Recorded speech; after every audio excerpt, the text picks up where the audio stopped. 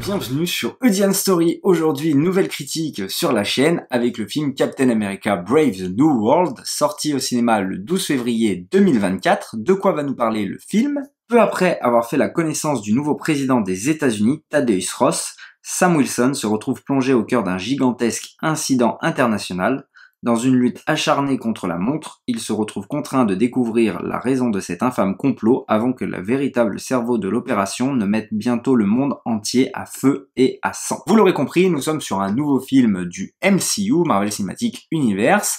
Ça faisait longtemps qu'on n'avait pas eu, on avait eu l'habitude qu'on en ait au moins 3 par an, mais Disney avait décidé de changer sa politique et on avait eu seulement Deadpool et Wolverine. Il faut croire qu'ils sont revenus en arrière puisque cette année on aura 3 films du MCU avec celui-ci, Thunderbolts et les 4 Fantastiques, dont j'ai bon espoir et je me l'expliquerai un petit peu plus tard dans la vidéo.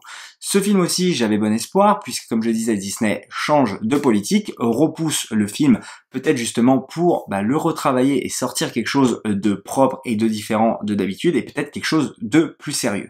Alors pour le premier, on va repasser dessus, mais pour le côté sérieux, il est clair et net qu'il diffère des précédents films puisque vous ne vous attendez pas à avoir l'humour à la Marvel de d'habitude, ça doit arriver une fois ou deux maximum dans le film, et donc les enjeux ne sont jamais déjoués, c'est plutôt agréable de ce côté-là, surtout en sachant qu'on est sur un actionneur thriller politique, on va dire, entre guillemets, espionnage, voilà, donc c'est tout à leur honneur, on est plutôt sur le côté Captain America, le soldat de l'hiver, Winter Soldier, mais on n'atteindra malheureusement jamais son niveau à cause de différentes choses, notamment de par le scénario, mais aussi de par la réalisation, et c'est par là que je vais commencer. On est sur un jeune réalisateur qui est Julius Onah, et j'aimerais savoir qu'est-ce qui s'est passé au niveau alors je ne sais pas si c'est la photo ou autre, mais le grain de l'image est dégueulasse. J'étais là, 15 minutes de film, j'étais en train de me dire, mais attends, l'image est dégueulasse, quoi. C'est granuleux, c'est vraiment, et c'est constant, quoi. Et donc, bon, il y avait mon frère à côté, et là, mon frère, d'un coup, me regarde, il me dit, mais c'est moi ou le film, il est vraiment dégueulasse visuellement? Et effectivement, c'est vraiment dégueulasse, c'est pire que certains précédents Marvel, alors qu'il fallait le faire. Par exemple, Ant-Man Quantumanium, c'est vraiment honteux, quoi, au niveau CGI. Et là, pour le coup, c'est ce grain constant qu'on a. On dirait qu'on regarde un vieux film en VHS de l'époque, quoi. Donc c'est assez particulier déjà à regarder visuellement. En plus, le réalisateur, franchement, il n'y a rien à se mettre sous la dent en termes de mise en scène. Il filme de l'action de manière assez étrange. Par moment, il va nous foutre des ralentis qui ne vont pas durer vraiment dans le temps et en plus de ça ne vont pas servir le combat en question. Donc je pense mettre des ralentis, de toute façon c'est une preuve. Alors attention, ça dépend de comment c'est foutu, parce que par exemple quand je pense au ralenti de Matrix, là pour le coup ça n'a rien à voir. Mais là pour le coup dans ce film j'ai l'impression que c'est plutôt gage de non-qualité. Et on sent que le mec finalement ne sait peut-être pas comment filmer justement ses combats à l'écran, donc pour ça c'est assez dommage déjà. Par la suite, ça va être le scénario qui au départ nous tient plutôt en haleine. Du coup, on a ce nouveau Captain America qui n'est plus Steve Rogers mais Sam Wilson, qui est joué par Anthony Mackie. On a Ross qui revient à l'écran, qui n'est plus joué par le même acteur, je me rappelle plus qui est l'ancien, je vous l'affiche juste là, et qui est maintenant joué par Harrison Ford. Et c'est plutôt cool de voir Harrison Ford dans un Marvel, même si on sent que par moments il s'en bat complètement les couilles. Ça d'ailleurs aussi, ça nous a bien fait marrer avec mon frère. Mais bon, allez, pourquoi pas, c'est plutôt sympa. De toute façon, j'apprécierais toujours de voir Harrison Ford à l'écran, peu importe son degré d'investissement. Il y a aussi Danny Ramirez. Alors lui, je n'ai pas compris son personnage, d'ailleurs il est à peine intronisé, donc voilà, ça va être un petit peu le gars que Captain va former, entre guillemets, le nouveau Faucon, voilà, tout simplement, maintenant que voilà, il faut absolument un Faucon, puisque lui est devenu Captain, donc c'est pas possible, il faut un faucon. Donc voilà, il le forme, pourquoi pas après tout. On a, pour le coup, et j'ai plutôt apprécié son personnage, et justement c'est cette première partie que j'ai plutôt apprécié, Esposito, hein, donc Gus, qui joue encore le même rôle, hein, encore une fois, alors ça m'énerve, mais bon, c'est toujours comme ça, on l'aura compris, ça sera toujours comme ça, il joue tout le temps le même rôle, hein, donc encore un méchant latinos, baron de la drogue ou autre, enfin il est pas baron de la drogue là, mais entre guillemets il a des sbires à sa botte, tout ça, il le joue toujours de la même manière. C'est un petit peu dommage et ça devient un petit peu redondant de ce côté-là, quand on sait d'où il vient, des films de Spike Lee, tout ça, où il a des petits rôles, mais il est un peu plus intéressant que ces derniers temps, ou que quand dans Breaking Bad, là, je trouve qu'il commence un peu trop à radoter à mon goût, mais bon, je trouve que le personnage est plutôt pas mal, hein, donc c'est Sidewinder, le personnage, voilà, et donc voilà. On a tous ces personnages qui se gravitent autour, avec à un moment donné une attaque sur le président, du coup le nouveau président des États-Unis, et on va devoir entre guillemets démêler qui se trouve derrière cette fameuse attaque. Il y a un pote du nouveau capitaine qui est mis en cause, etc. Qui apparaît du coup dans la série Captain et le soldat de l'hiver. Et là, ça va être un problème, je trouve, pour le film, parce que bah du coup il prend pour acquis que tout le monde potentiellement a vu cette série alors que ce n'est pas le cas. Entre guillemets, ok, dans Endgame je crois il y a la passation du bouclier, etc. Mais ça ne suffit pas, les gens ça se trouve déjà ne s'en rappellent pas, ça date quand même déjà, et en plus de ça, c'était pas une scène qui te fait dire que ça y est, Sam est devenu le nouveau capitaine. Il en faut un peu plus, et le développement de ça, c'est dans la série, sauf qu'il n'y a pas tout le monde qui a vu la série, donc déjà là pour moi c'est un problème. Et le second problème, c'est justement qu'on ne voit pas assez, je trouve, la différence entre Steve Rogers et les autres justement qui se sont donc les super soldats qui se sont injectés le fameux symbiote. Je trouve qu'on ne joue pas assez sur le fait que Sam justement lui n'est pas un super soldat, il a seulement ses ailes pour lui, etc. Et c'est ce qui en fait un capitaine différent. On essaye d'appuyer là-dessus par moment, mais on sent que c'est véritablement forcé, et malheureusement on n'appuie pas assez là-dessus, et pour moi ça aurait été vraiment je trouve quelque chose, un enjeu plutôt pertinent, justement d'appuyer sur le fait que bah non, t'es pas le capitaine, tu le mérites pas, etc. T'as pas le symbiote du super soldat, tout ça, et ça c'est des thématiques malheureusement déjà abordées dans la série, mais je pense à ceux qui ne l'ont pas vu et qui arrivent avec ce capitaine, comme était le cas de mon frère, en disant finalement ça change quoi, et même au départ il avait même pas compris que lui n'avait pas le symbiote du super soldat, et donc c'est problématique déjà de ce côté-là. Il y a autre chose aussi, c'est de mettre en avant autant un film, mais dont tout le monde s'en bat les couilles et tout le monde a oublié. C'est-à-dire le film L'incroyable Hulk. Déjà tous les acteurs ont changé. Donc Bruce Banner, c'était joué par Edward Norton, c'est passé après j'ai zappé son nom, à Mark Ruffalo, pardon. Ross, comme je le disais, c'est passé à Harrison Ford. Et donc pourquoi appuyer autant sur un film dont tout le monde s'en fout? Le film était bien jusqu'au moment où il est sorti en salle. Je veux dire, la bande-annonce c'était sympa, il y avait l'Abomination qui se fonçait dedans et ça s'arrêtait là. Et encore, voilà. Je dis ça parce que j'étais fan de ce film, voilà. J'étais à fond à la récré, et puis le jour où je l'ai vu avec mon collègue, qu'on imitait la bande-annonce, là c'était la fin du monde. C'était nul à chier. 2 déceptions cette année, Indiana Jones et le crâne de cristal. Oula, je crois que c'est ma première déception au cinéma.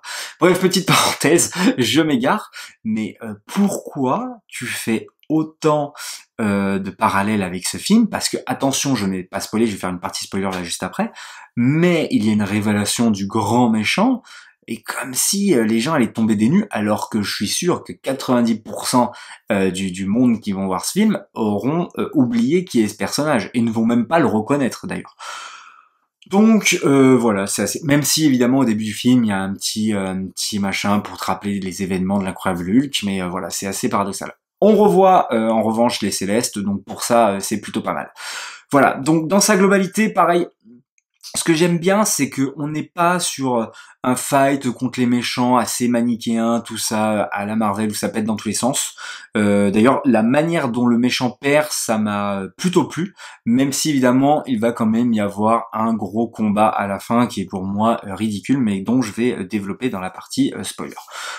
Voilà, donc pour moi malheureusement, en plus le film traîne en longueur. Vraiment, c'est long et chiant. On va pas se le cacher. Au début, c'est plutôt pas mal, juste justement ce côté thriller politico, espionnage, enfin faut trouver qui a attaqué le président. Et après, malheureusement, ça traîne trop en longueur pour en faire un bon film. Donc voilà. Et en plus, c'est mal réalisé. Putain, l'image est vraiment dégueulasse. Je lui mets la note de 2,5. Je n'en ai pas plus à dire.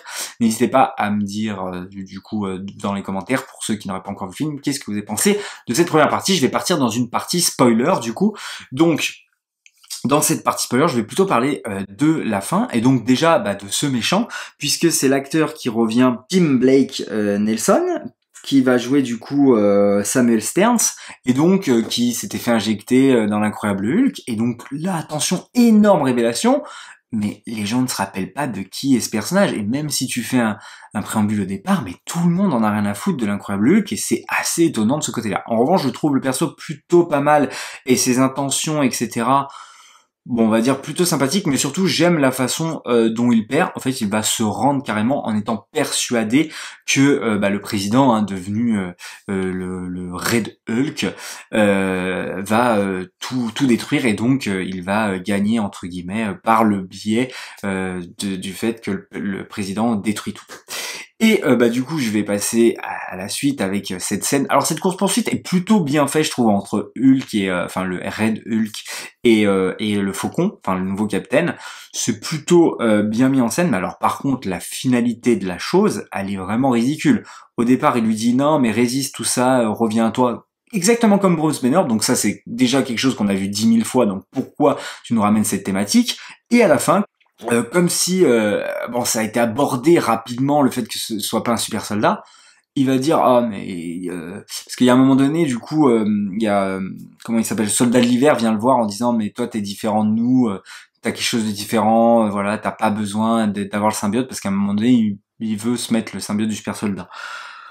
Mais sauf qu'on ne l'aperçoit jamais la différence, et à la fin, par le biais de la parole, il lui rappelle qu'il a une fille, Betty, etc. Et donc le président va se calmer et va redevenir du coup lui-même. Mais j'ai trouvé cette scène ridicule, vraiment, alors qu'il le fait 10 minutes avant et ça ne marche pas. Entre-temps, ils se battent, course-poursuite, tout ça, et là, ça marche. Par le fait qu'il a dit Betty. Oh là là, mon Dieu, quelle horreur. Et là, alors là, pompon, on a Arwen qui se pointe, Liv Tyler, pardon, qui se pointe, voilà, donc qui était dans l'incroyable Hulk, comme si mais tout le monde en avait quelque chose à foutre, alors que tout le monde l'a oublié. Petite larme du président qui l'appelle, tout ça, machin, ma fille, qui va le voir elle va le voir en prison, pardon, n'importe quoi, et donc petite larme, tout ça, enfin c'est ridicule, comme si on en avait quelque chose à foutre de ce personnage. Je veux dire, c'est pas comme si par exemple on aurait mis Nathalie Portman, au lieu de la faire revenir dans Thor 4, on l'aurait fait revenir dans Thor 3. Enfin je veux dire, c'est là on aurait dit ah ouais, Nathalie elle revient, c'est trop cool, mais là on en a rien à foutre, tout le monde avait oublié ce personnage, quoi. Et donc voilà, on essaye de faire de l'émotion par le biais de ce personnage, au lieu justement d'appuyer là où ça aurait été un petit peu plus intéressant sur les différences qu'a justement un Sam Wilson par rapport à un Steve Rogers ou un Sébastien Stan.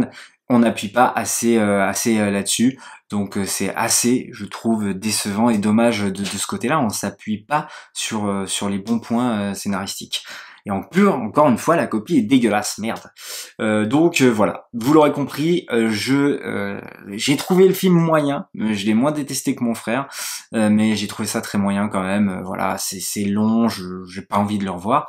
Et donc c'est là où je voulais arriver aux 4 Fantastiques, c'est que bon, j'avais bon espoir de voir un renouveau chez Disney, de me dire, ils ont tenté en plus dans la dernière phase quelques trucs, notamment avec peut-être les Éternels, même si ça m'a pas forcément plu, mais il y avait une esthétique, tout ça, entre guillemets, il y avait du Sam Raimi, même si bon, on sentait que c'était pas vraiment non plus que du Sam Raimi, c'était du Sam Raimi contrôlé, mais bon, je me suis dit, voilà, peut-être qu'il y a un renouveau, et là on a fait 3 pas en arrière, 6 pas en arrière même, parce que vraiment la copie est dégueulasse, tout ça, donc bon.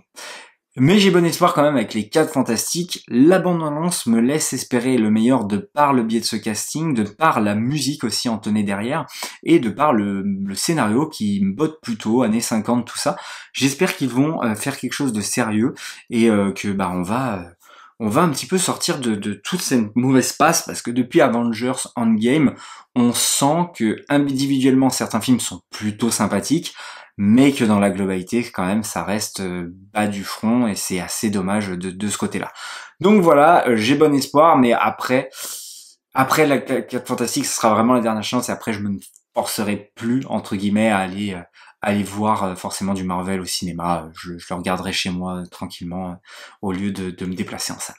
Voilà, vous l'aurez compris, je trouve le film très moyen. Il y a de bons côtés qui sont plutôt minimes, mais qui sont quand même là et bien présents, donc faut quand même les noter. Mais il y a aussi de très mauvaises choses, donc voilà, je lui mets la note de 2,5. N'hésitez pas à me dire dans les commentaires qu'est-ce que vous en pensez, likez, partagez, abonnez-vous, et nous comme d'habitude, on se dit à la prochaine pour une prochaine histoire.